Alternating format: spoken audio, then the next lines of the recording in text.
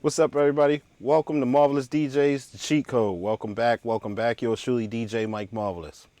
I ever tell you about the time I had a chance to meet DJ Who Kid or be in the club with DJ Clue?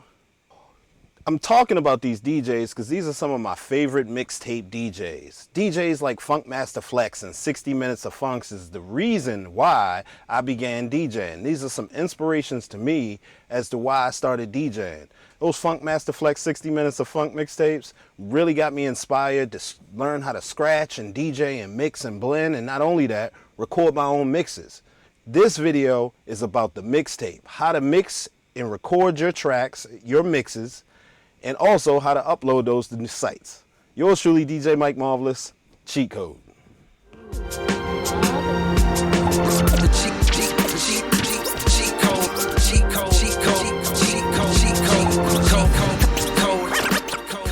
All right, so let's talk a little bit about how to record your DJ mixes. We're gonna get into the nitty gritty of how to do that.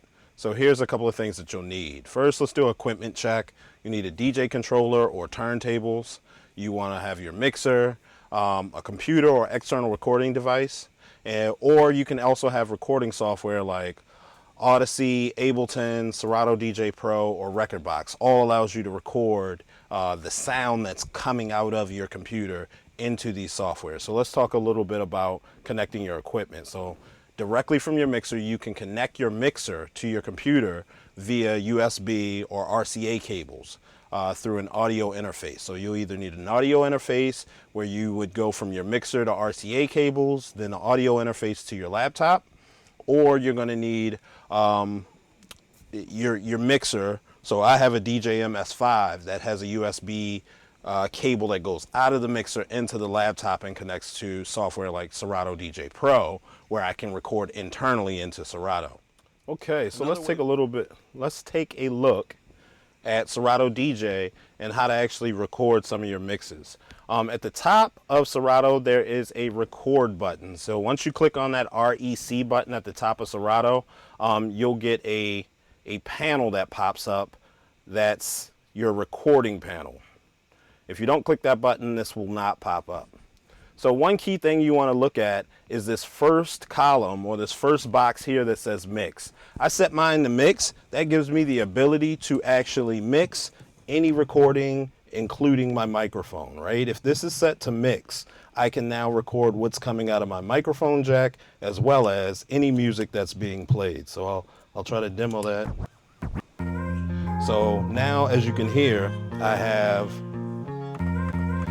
my music mixing and me talking at the same time. So you want to make sure this is set to mix, so that way it gets both your left and your right deck and the microphone or any other audio input that you have coming into your mixer. All right, so channel 1 would be your left deck only. If you just wanted to record what's going on the left deck, you could hit channel 1. And if you just want to record what's going on your right deck, you hit channel 2. And that will allow you to grab those mixes. If you have any internal outputs that you're putting into your mixer, you could grab those as well, depending on what channel you set them to. Technically, mine is always set to mix. All right. If you had a specific location where you want your recordings to go, you could set your recording locations.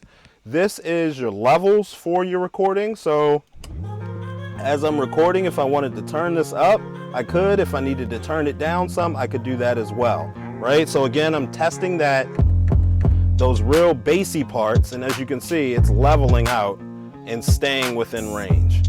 You never want to peak and go past the yellow. Let me see if I can make this peak. You see how that's going to be distorted because it's kind of bouncing in the red. You may want to put it about right here, but I like to leave myself some space and go 12 o'clock when it comes to the levels. So I was looking at the levels here and adjusting based off of that. When you're ready to record, you hit the record button, you'll see the timer starts, and now I'm recording my mix.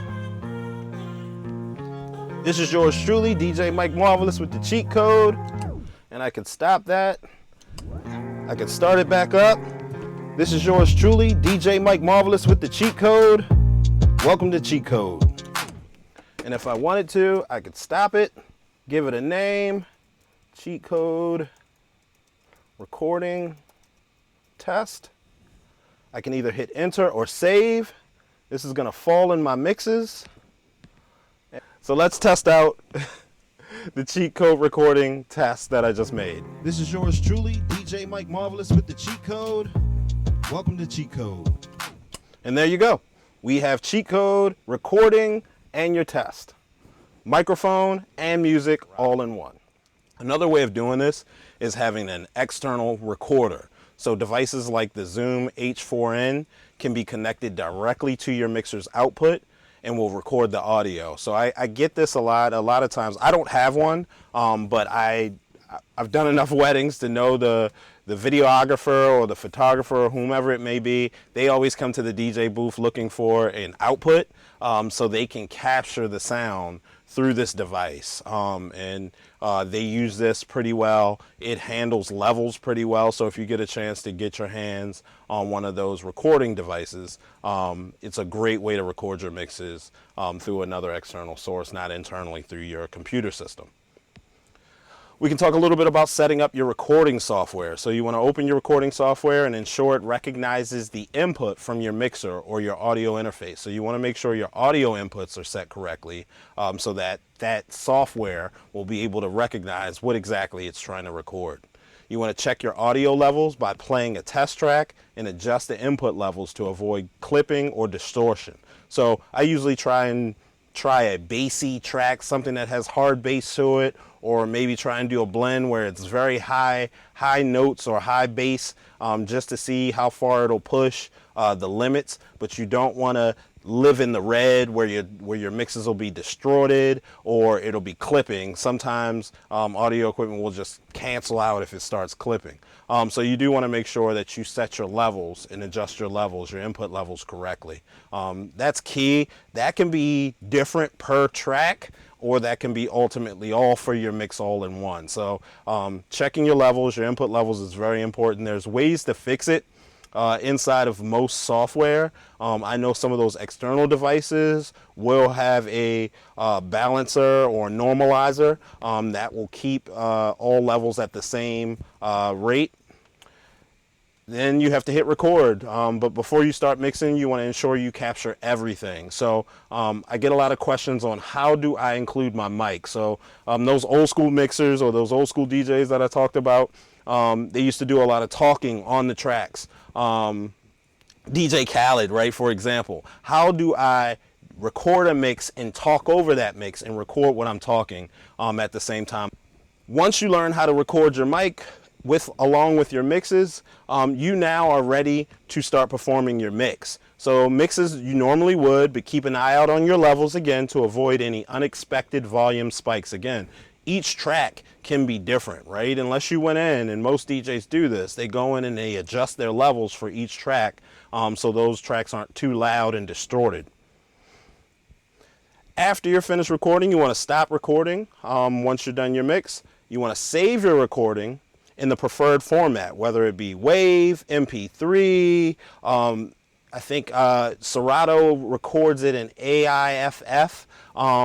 Those tracks can be converted into an MP3 later, but those are pretty huge files. And then you can also edit your mix to trim the start or the end or make other adjustments if needed. Next is where you want to upload your mixes, right? This is pretty important, right? So back in the day, we used to put them on CDs, or you used to have a physical tape, a cassette tape. We call them mixtapes. That's where the mixtape verbiage comes from. They actually used to be tapes. So now you can actually just upload them onto a site such as SoundCloud. So super popular amongst DJs for sharing mixes and gaining followers. You have Mixcloud, specifically designed for DJs and radio hosts. This is perfect for your longer mixes. YouTube is great for video mixes or reaching a broad audience. Just make sure that those tracks that you're using, you have rights to the music. Bandcamp allows you to sell your mixes or offer them as free downloads. Social media, you can share snippets or full mixes on platforms like Instagram, Facebook, Twitter, TikTok if it's still there.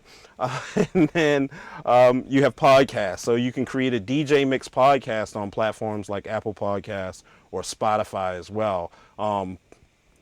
Those are just some places where you can upload mixes too, where people can actually hear how you mix and potentially want to book you. It's nothing as good as hearing your mix. I remember it was summertime in Baltimore one time, and I'm driving down the street and I hear my Ooh Marvelous drop in somebody else's car. One of the best feelings ever, right? Because that whatever you're doing to get your name out there, whatever you're doing to promote your music, promote your sound, promote your mixes, it's working, right? So keep pushing. Sometimes you got to give it away to get some, right? So there you go. That's it for today's tutorial on recording your DJ mixes. I hope you found this helpful. If you have any questions or want to see more DJ tips, hit the like button, subscribe to the channel, and leave a comment below. Thanks for watching. Stay mixing. Stay marvelous.